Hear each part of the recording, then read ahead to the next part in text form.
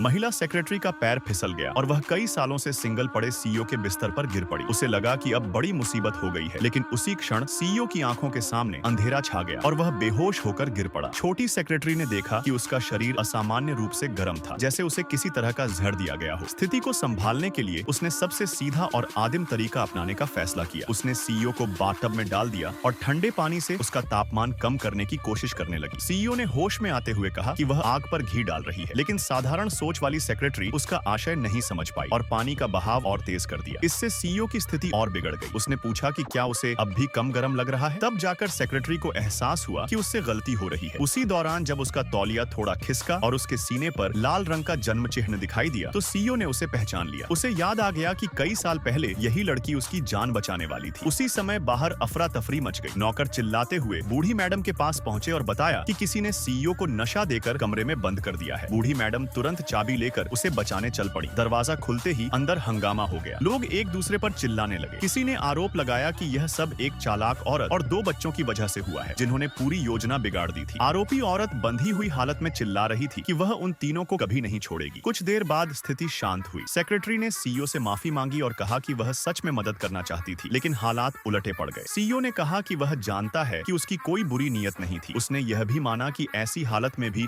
उसका साथ न छोड़ना साहस की बात थी। सीईओ ने कहा कि शायद वह उस पर थोड़ा और भरोसा कर सकता है। इसके बाद सीईओ ने सेक्रेटरी को निर्देश दिया कि वह उसके साथ मिलकर यह पता लगाए कि दवा किसने दी थी और चाय में क्या मिलाया गया था। सेक्रेटरी ने आश्वासन दिया कि वह असली अपराधी को ढूंढकर उसे कड़ी सजा दिलवाएगी। जांच के दौरान यह सामने आया कि दुश्मन पूरी तैयारी के साथ आया था और कोई सीधा सुराग नहीं छोड़ा गया था। सीईओ ने सेक्रेटरी और बच्चों को सतर्क रहने को कहा। उसका मानना था कि पहला हमला भले ही नाकाम रहा हो, लेकिन दुश्मन दोबारा वार करेगा। उसने यह भी बताया कि उसने उस दिन की सारी सीसीटीवी फुटेज मिटा दी है, ताकि किसी को यह पता न चले कि अंदर क्या हुआ था। यह सुनकर बूढ़ी मैडम ने इसे सही फैसला बताया। घटना के बाद माहौल अस्थायी रूप से शांत हो गया, लेकिन सभी जानते थे कि यह सिर्फ शुरुआत